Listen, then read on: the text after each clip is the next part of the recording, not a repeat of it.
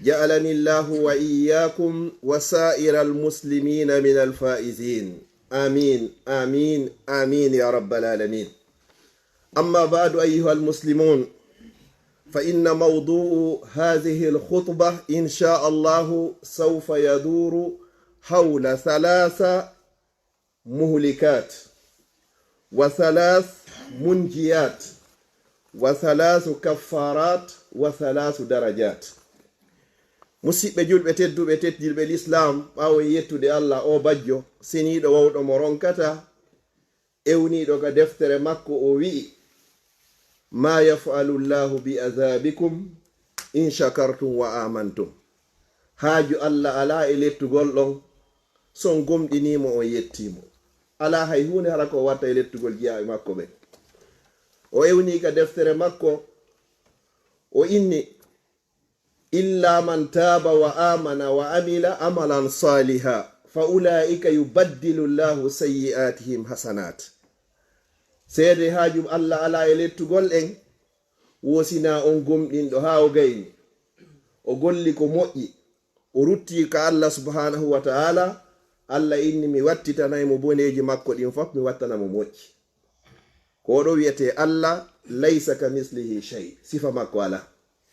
juulenge ɓurnaɗo tagi fo on sallallahu alayhi wa sallam o wi'uɗo wosi jiyaɗo o wi'i bimbi: rabbi ighfirli wa liwalidayya wa lilmu'minina walmu'minati walmuslimina walmuslimat al ahya'i minhum wal amwat. o wonangol konngol ɗo nde woten wo harayhimo mari baraji yeru embere julɓe ko Allah on tagi kon jongande ma annabi adama alayhi salam ha nyande dargal ngal dari, sabu konngol gotol pet: rabbi jomi ighfirli, mi torike ma yafolam min, wali walidayya e mawɓe am ɓen, walil mu'minina e dendangal gomɗinɓe worɓe, wal mu'minati e dendangal gomɗinɓe suddiɓe, wal muslimina e dendangal julɓe worɓe, wal muslimati e dendangal julɓe rewɓe, al ahya'i minhum, wuruɓe wo e maɓɓe, wal amwati e dendangal mayɓe ɓe. Allah mi torike ma yaafo fof. sa wowli ngol ɗo nde wotere, Allah winnante baraji yero embere julɓe gomɗinɓe wuruɓe e faatiɓe jongande makka Allah fuɗɗino tagugol tagugum ila yawmel qiyama. nde wotere pet. ɗum ɗo yettatama hay mintaji ɗiɗi, awawi wadde ɗum laabi 10 bimbi. ko ɗo wiyete Muhammad sallallahu alayhi wa sallam. o maki e hadisu goo: wo mofti an ɗen ɓen fuu naatoye aljanna wo sina on saliɗo. sabaɓe niye ko hombo saloto natugol aljanna. nelaɗo sallallahu alaihi wasallam e maki: man ata anni, kala on ɗoftiɗo lan dakhala aljanna, on ata aljanna. yo Allah waɗi en ɗoftiɗe mo. ɓeyni wa man asani, kala on no yedduɗo lan, ɓey naari kadi on ata yiite. o fagade ava haray kanko sali, kono ka yurmede ɓey naari o natoya yiite. ɓeyni oɗo haray ko kanko sali natugol aljanna gol, fi honno so ɗoftino lan tun o natayno, kono ɓay kanko o salike ɓey naarde kadi o naato. kono hatta ɓe tefanoyamo kadi. ko ɗo wiyete Muhammad sallallahu alayhi wa sallam, oɗo Allah yewti fi makko: wa ma arsalnaka, min nulirarima illa rahmatan, sina sabu yurmede lil alamin. wonande windere nde. yo Allah waɗu oɗo tefanoye ɗo e yawmal qiyama. ɓawo ɗum ɗo hiɗen duwano ɓeygure makko nden fof.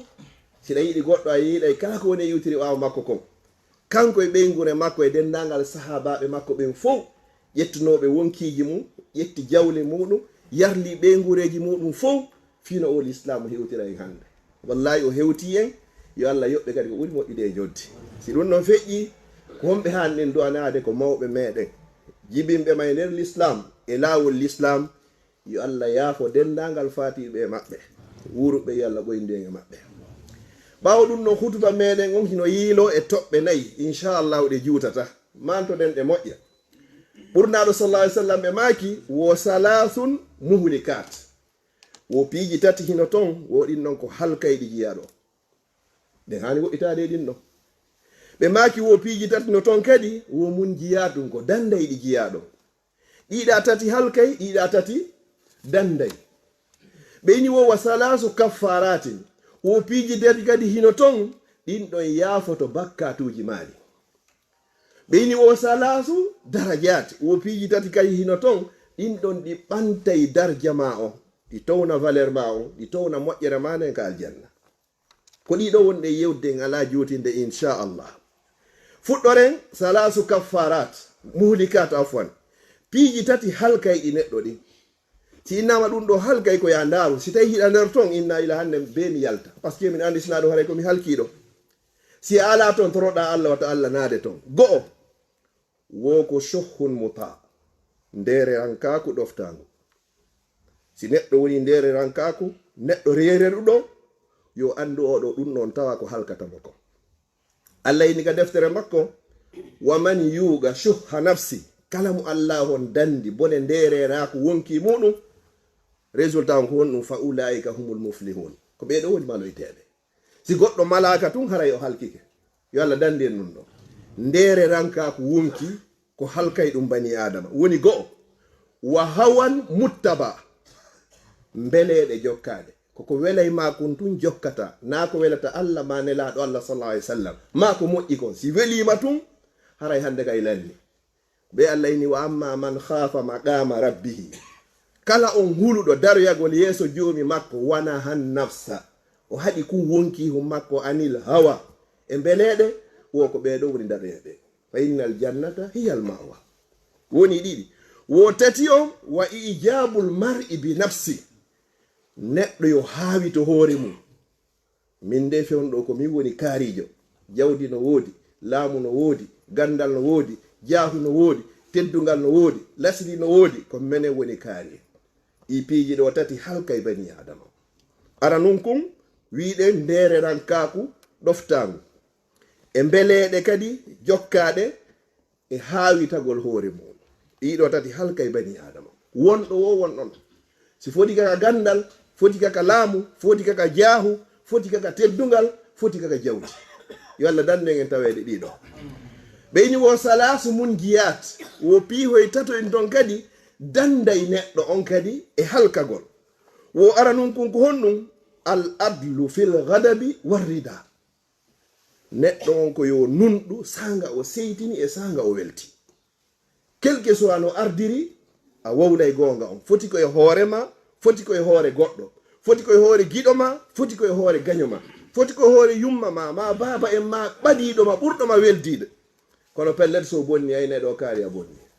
Ko ɗum nelaɗo sallallahu alaihi wasallam maaki, wo unsur akhaka zaliman aw mazluman, wallu musidɗo ma on foti o tooñu, foti o tooña. Sabaɓe ɓe maaki, ɓeyni meɗen andi ko honno men wallirtamo si tawi ko kanko tooña, ko honno men wallirtamo si tawi kanko tooñi. O ko yon juko jungo makko ngon hamo tooñi on hetta haqqe muɗum e juuɗe makko. Ko ɗum woni al adlu nunɗugol fil ghadabi, sanga seytinɗa, warrida e sanga weltiɗa, ko gonga on betto wolta. Ɗum ɗo danda e neɗɗon.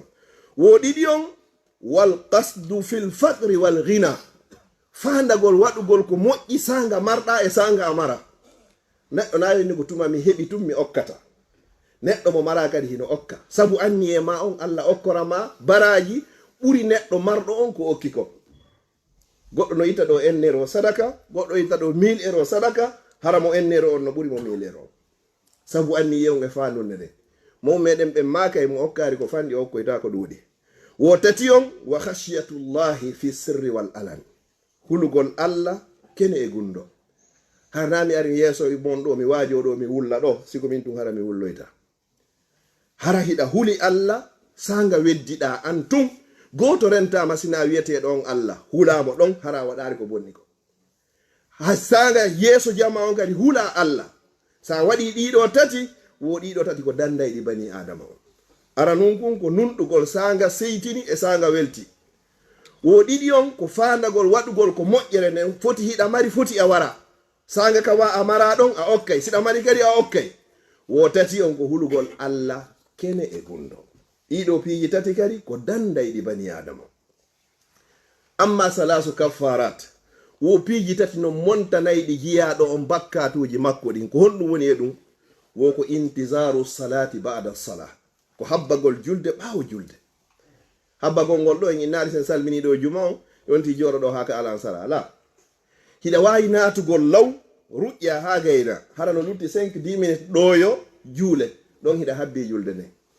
sa salmini kadi a gayni wadde azkarji maɗin ha gasi ɗo ya ruƴƴitude yalta ɗon kayde habbi julde nde ma ɗum woɓɓe arayɓe ɗo jazahumullahu hayran si salmini futoro joɗo ɗo e rewtagol ɗo ha geeƴe moƴƴere maɓɓe nen ko andi ɗum wo ko Allah subhanahu wa ta'ala kono hara menen wakkili yewgol ndaroya to hara tigi tigi ko bakkatu windante ɗon wakkilaki joɗagol ka juulirde ɗo 1h30 minutes hara miɗo windanede baraji si goɗɗo no jooɗi ka o juuli ɗon hay malaikaɓe wi allahumma ighfir lahu allah yaafo allahumma arhamhu allahumma yurme mo allahumma tubu alay allah min turikema jaɓam hara ɗum ɗo ɗum marɗaga amma noon si tawi ko to ko politique on hiɗa wowla ko a anda tawata amarana dalil muɗum hay hunde hiɗa bamba mo hanano ka bambade hiɗa jasina hananoɗo bambe ɗon hande kadi ko honɗum windanteɗa ɗon wallahi na ko moƴƴi amma noon ɗo fodde salligima on bonari fodde a lorrari goɗɗo haray malaikaɓe no du'ano adema du'a malaika noon haray hina ko ruttete ɗum ɗo go'o ko yafoto ɗum bakkato nde heɓuɗa feere o hay sa wonatañi sono be sono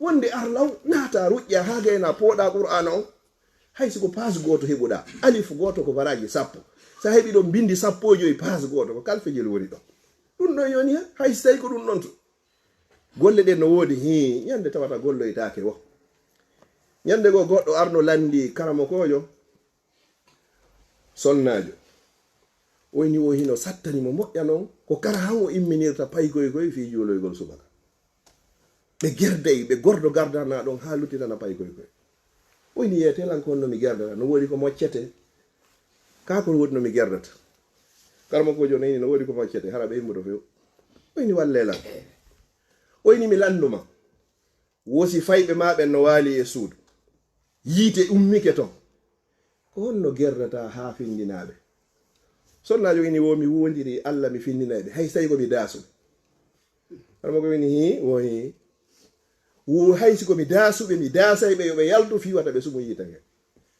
harmo ko jom inni a etoto daasugol ɓe fiwata ɓe sumu yiite adnange ronkaɓe daasude fiwata ɓe sumo yiite lakarange woko ko moccete konni sonna jom hooti ɗon ha nde ɓay ko makko ko ronkari immade leer torki Allah yo Allah ɓey tuwaltade wo ɗiɗa ɗum ko tawata kon ɓeyda honno kaffara o yaafoto bakkatu goɗɗo wa isbahul wudu'i alal makari salligagol sanga metti salligagol e inna no yayaw lotoɗa dey honno ɓuɓuɗanɗa la hebbingol salligagol gon ko ɗum woni ko fandaɗo neɗɗo foddi himo wondi e salligi hara yimo andi cheytane no woɗɗitimo da wondi e salligi cheytane ɓaɗotako par ce que hara yiɗa laaɓi cheytane ko taga e ko yiite joni noon ko ɗanninta yiite gen haray ko ndiyam ɗam ɗum ɗo kadi no tawa ko yafoto bakkatuji goɗɗo wo tati on kadi wa naqlul aqdami ilal jama'at aw ilal masajid heewingol palagol tippugol yaha juuloygol ka juulirde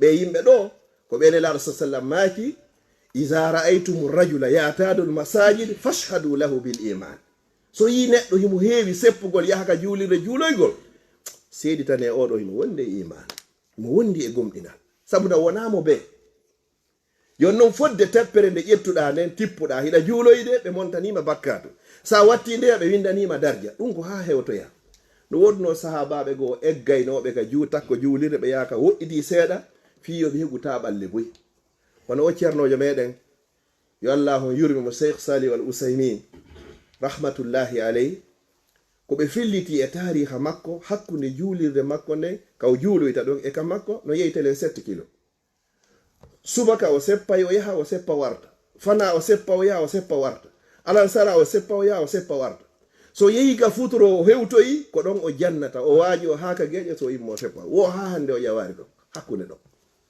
eɗo tawde duuɓi ɗin to wile kadi no tawa ko jonnata cellal ngal kadi hebbingol ngol seppugol ngol kadi haray ɗiɗo tati ko ɗiɗo wiyete kaffarat ko yafoto bakkato go'o habbagol waɓutu ɓaawo waɓutu ɗiɗi hebbingol salligagol tati on hebbingol seppugol yahugol ka juulirde amma salasu darajat piiji tati ko ɓantata darja goɗɗo kaari no mari darja kaari no mari valeur kaari no towi ɗum kadi ko piiji tati go'o woko it'amu ta'am ñammingol ñamete ɗum ɗo eɗen renti ɓe innay kala ka wurere nde sagginte jama iwata ɗum ɗum ɗon kaka adna ga taw nelaɗo sallallahu alaihi wasallam ko ɓe hewti madinatul munawwara ɓay ɓe hewti tun taw sallallahu alaihi wasallam ko ɓe adi noddugol jama on koye piiji tati ɓe maaki ayyuhan nas kono yo yimɓe afsu salam sakite salminagoji sa fotti e goɗɗo innuma assalamu aleykum.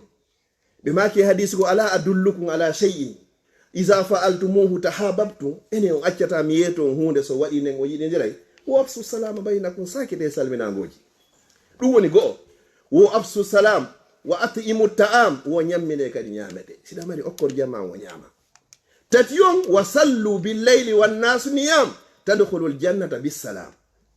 eto kadi jemma heba haystay ko darde didi ado subaka ko fandi yo ko fandi wo anato ye aljanna harafo no dani a immiki a juuli fof hino dani anato ye aljanna harafo no dani kono sa danike fewndo ka danataake a dano to fewndo ka hana no danede don haray mo jaari wodo non darajaaji din go ko nyammingol nyamete neddo wata wono neddo anyando nyammingol nyamete yarnugol ndiyam dum ko sadaka mola naado non ko bantata kay darja hayno ko be ni nela sallallahu maki hadis go wobbe non himo loyi wo dawu mardakum bi sadakat wo nyawndire nawnube mombe sabu ittangol be sadaka mawbe meden be yo Allah ko yafobe si taydo hebinde sattendeji ma goddo nawnino ha be wadayno mira nyir be anni sadaka fi nawnaaje de kono woni yalla yafu mawbe membe wo didi wa afsu salam sakite kadi salminango wo tatiyon wa sallu bil layli wan nasu niyam juule jemma hara jama on fu hino dani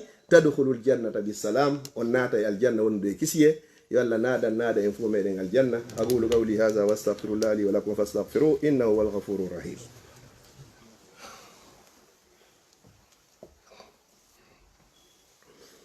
alhamdulillahi rabbil alamin alhamdulillahi alladhi bi ni'matihi tatimmu as-salihat الحمد لله على نعمة الإسلام وكفى بها من نعمة ثم الصلاة والسلام على المبعوث رحمة للعالمين. الحمد لله القائل في المحكم التنزيل والأصر إن الإنسان لفي خسر إلا الذين آمنوا وعملوا الصالحات وتواصوا بالحق وتواصوا بالصبر. إن يتي الله سبحانه وتعالى لا والدمول لا والتمول no hanira yettirede kanko subhanahu wa ta'ala bajjo senido wawdo mo ronkata tagudo en wadi en bani adama o wadi en julbe o inni ka deftere makko o wondiri julde alansara madum duman wo innal insana tabihino neddanke on fow o ittitari hay e goto la fi khusri woni e perdi hay goto yaltado o ittito e wobbe seeda don pet sa tawama e be ittitabe do hando atawaka e beeda kono sa tawaka e beedo hando atawama e beeda illa allazina siwana ben amanu gomnimbe go wa amilu salihati be golleji moƴƴudi kadi hara ko yamiradi.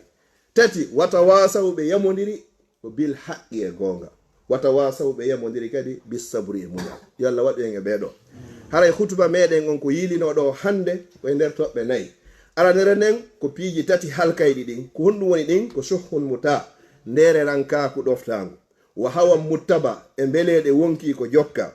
tati wa ijabul mar'u bi nafsi neddon hawitagol hore mudu wo e tati gari dandaydi bani adama on fal adlu fil ghadabi war rida nundugol ngol sanga seytini e sanga welti wo didi on wal qasdu fil faqri wal ghina wadugol ko moƴƴi sanga marda e sanga amara.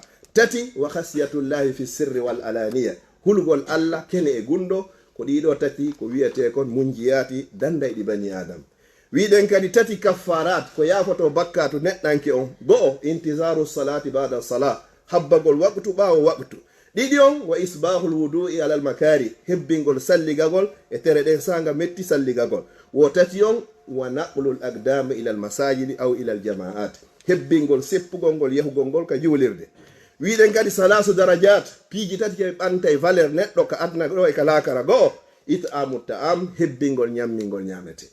maw meden ben hibe do goddo watabe juhude ayey lemu ne no yehi ha hara runtino de tati hara hide don si ko do hewti do be gaynde defude hara be adda yima don de tati ndeda yara den no bernde ne walike hara be gaydi defugol ma don to kun hino da ma poti maro no da ma poti fonyo hino da ko kambe ko di woni ko be famuno hay si be yeta do ke hadiseji din golle mabbe den kuude mabbe den no yaadi e makuji ne la sallallahu alaihi wasallam ko dum do be de iri yo Allah yafo fatibe be wo didi on wa ifsa'u salam hebbingol sakingol salminango no tawano nge mandeji dargal to sokidin aru yai ha e zamanu hara mo neddo ko mo andi on fete o salminta ko dum fewdi de fewndo are tawani balebe dido no jodi e chapajo roda o salmina bale be dido siko balejo accia don chapajo siko chapajo kadi ari o salmina chapajo on accia beeda dide inna no ko racist no na racist ko min alamati sa'ati sukhra o tawai mandeji dargal ko dum fewdi de fewndo doni andara e bodo donde hay sai ko bale tun jodi wonde sa anda mo ya salmintama yalla dande natugol e ɓeeɗo haray ɗiɗo tati ñammingol ñamete e sakitugol salminango wassalatu billayli wannasu niyam hebbingol juulugol jemma ko fandi o ko fandi musidɓe julɓe tedduɓe ñande wowtuɗa juulugol jemma o a accata few hande kadi ñande a waɗari o haray ɓernde ma nde hino ɓittiga daari ko Allah inniraɗon sallllahu alayhi wa sallam inna rabbaka ya'lam Allah joni mago hino anndi annaka taqumu adna min sulusay leyli wa nisfahu wa sulusahu wa ta'ifatun min allazina ma'ak kono moko mbawi yeyɗo ɗaani leere joyi leere jeego jemma fuu hay hina darɗe ɗiɗi wonde hay subaka o ngo tuma nangue ngen frappiri ka fenêtre wallahi moƴƴade wo sharaful mu'min teddugal julɗo wo qiyamuhu bil leyli hebbingol nafugol jemma kokum fandi o kokum fandi toriki Allah subhanahu wa ta'ala yo Allah ngarshike nunno allahumma la tufarrig hadha al-jam'u mubarak illa bi dhanbi maghfur wa sa'in mashkur wa amali mutaqabbalin mabrur toriki Allah kala nawnuɓe yo Allah dikkimɓe kala fatiɓe yo Allah hon yafoɓe kala nawnuɗo julɗo yo Allah hon dikkimo kala fatiɗo julɗo yo Allah hon yafomo kala ka julɗo joga e hoore tooño yo Allah jontumo hoore makko mi toriki Allah subhanahu wa ta'ala yo Allah tabinti nunɗal yo Allah moƴƴinan en ɗo moƴƴinan en ka meɗen yo Allah okkore lamɓe fewɓe nunɗuɓe huloɓe Allah yiɗuɓe lagine yiɗi ɓiɓɓe lagine yo Allah waɗu e lamateri fewndi nunɗudi hulori Allah yiɗi lagine yiɗi ɓiɓɓe lagine teddinayi ɓe ardiɓe ɓen yo Allah wurnu en koyen julɓe yo Allah ƴettito en hara koyen gomɗinɓe yo Allah okku en aljanna yo Allah yaafo mawɓe men fatiɓe yo Allah fewnan en zurriyaji meɗen ni hoore lawol islam kala mo zurriya mum feewi yo Allah hon tabinte kala mo zurriya mum ɓoyli yo Allah hon fewnu kala marɗo jamɓe kisi e ɓuttu ka galleji e ka golleji yo Allah hon duumi kala jogiiɗo ande e ɓittede ka galleji e ka golleji yo Allah hon ittu marɓe meɗen ɓe yo Allah hon ɓeydanɓe yo Allah hon reenuɓe yo Allah hon aynuɓe yo Allah hon hiwɓe yo Allah waɗu barke ko ɓe jogii kon kala mo jogaki yo Allah okkormo ko laaɓi ko ɗuuɗi ko dagi ko waɗa barke yo Allah waɗu jewle ɗe naɓayɗe en aljanna yo Allah dandu jewle ɗe suƴƴito e yiide jahannam karamokoɓe meɗen ɓe yo Allah on tabintinɓe yo Allah on danduɓe ɓe oylade yo Allah danduɓe ɓe oñade e torki Allah yo Allah waɗu gandal maɓɓe ngal hara ko naɓay ngal ɓe haka aljanna yo Allah dandu en heɓugol gandal hara ko suƴƴita en e nder yiite jahannam torki Allah no moɓorɗo neni ka suudu Allah yo Allah moɓinori ka aljanna makko tawata ñande jawdi nafata ya rabbal alamin rabbana hablana min azwajina wa zurriyatina qurrata ayunin